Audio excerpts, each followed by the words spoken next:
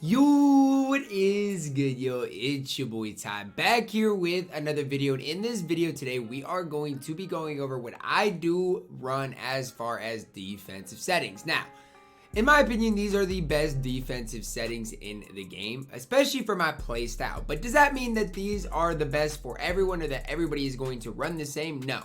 I do think, though, if you run my defensive settings or if you're just starting out the game and run these settings, you will have a lot of success. Now, before we dive into it any further, if you are new to my channel and have not yet, please consider smashing that subscribe button as we are on the road to 80,000 subscribers. We're going to be on current gen and next gen both because I do want you guys, no matter what gen you are on, to know what the best settings are. There are little differences, but again, a lot of this stuff is similar stuff. We're going to be talking through each and every one of these things. We're going to be showing you guys exactly what I mean. Whether you're in my team play now, the defensive settings look literally the same, okay?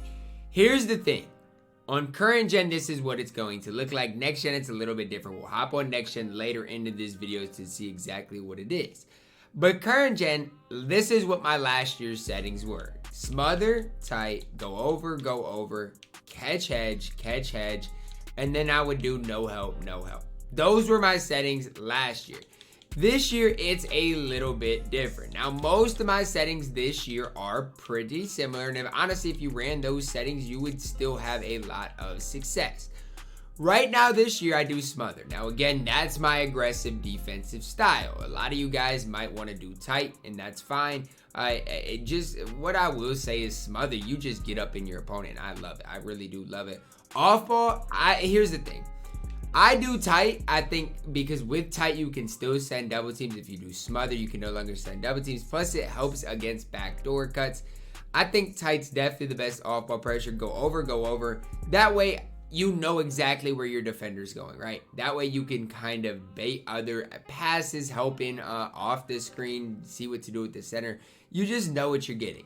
Now, here's what I do. I do no hedge and no hedge. Now, the reason I do no hedge this year more than ever is just because if you sit on your center, or which even I don't, but even if you don't sit on your center, how many guys are going to come off this screen and just be able to get a wide open three?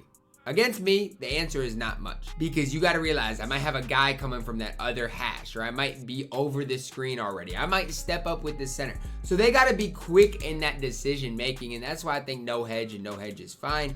If you guys do want to run catch hedge, I'm okay with that as well. I think either catch hedge or no hedge is absolutely fine. I mean, it's basically both are dropping down to defend against the drive. The catch hedge is to contain the drive, along with preventing the screener from getting behind him. So, I mean, maybe catch hedge is what I'll switch to. I mean, they're basically identical things. If you see where the positioning is at, basically identical.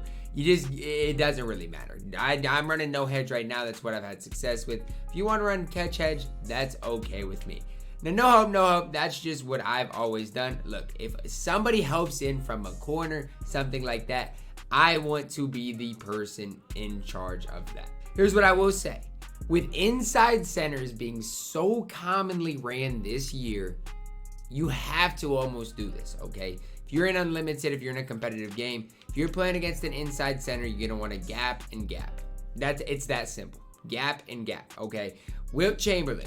If he catches the ball in the perimeter, if he is standing on the hash, like you guys can see where the 1 is at and the X guarding him, if Wilt Chamberlain is standing there and is not involved in the pick and roll, you shouldn't have to manually switch on to the guy guarding Wilt to sag off him. You should be able to assign that guy to drop into the lane wherever, and that's what gap and gap will do. So I think that's probably the one thing that I don't do as well as I should, is just go into adjusting the people on the court that can't shoot the ball. There's no reason to guard guys that can't shoot the ball. It's that simple. We see it in the NBA, and that's the way it should be in 2K.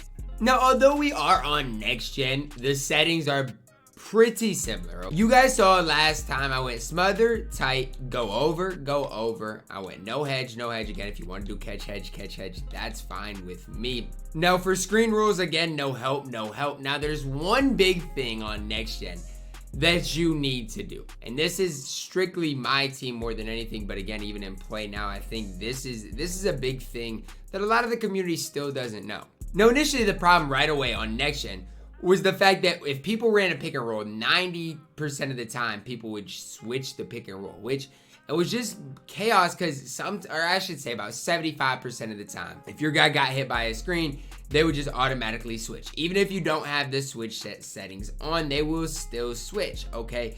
And so just people were like, okay, well, how am I fixing this? I'm giving up wide open threes, wide open rolls, because sometimes they switch, sometimes they don't switch. And it's this setting right here. Now, when you put the stay attached coverage on, it says the hedge defender will stay attached to the screener. That's the big thing. They're not going to switch. And then it says when on your on-ball pick and roll coverage will change to go over. I don't understand. What I will say is this. It really eliminates, this setting eliminates the switching. That's all it does, okay? Forget everything else. I was struggling on next gen because people were switching. And that really helped me out, right? Putting that on stay attached helped me out. So again, smothered tight, go over, no hedge, catch hedge, whatever you guys want to do on that. On current gen, you leave this on automatic. On next gen, turn it to yes, and then no help.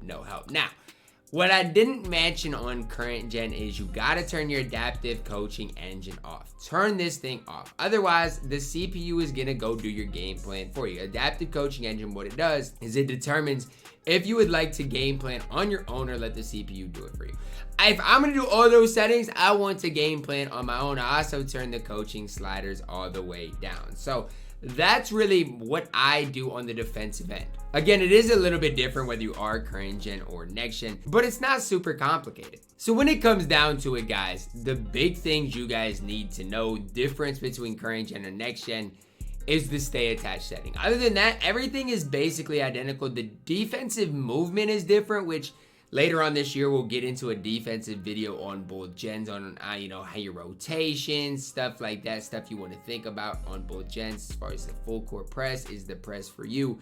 But if you like playing aggressive defense, these are the settings for you. I'm telling you guys, the no hedge, catch hedge thing, you can go either way on it. You can mess around with that. I might still switch to catch hedge later on before this week ends. So that's just something that I've kind of went back and forth on. But the rest is pretty steady. I mean, that's something that I've been pretty steady with throughout the course of this year. So hopefully you guys do find these settings helpful for you guys. Let me know down below in the comments if these settings do help you guys. And hopefully you guys did enjoy the video. Drop a like on the video. Subscribe if you are new. And as always, man, I love you guys. And have a blessed day.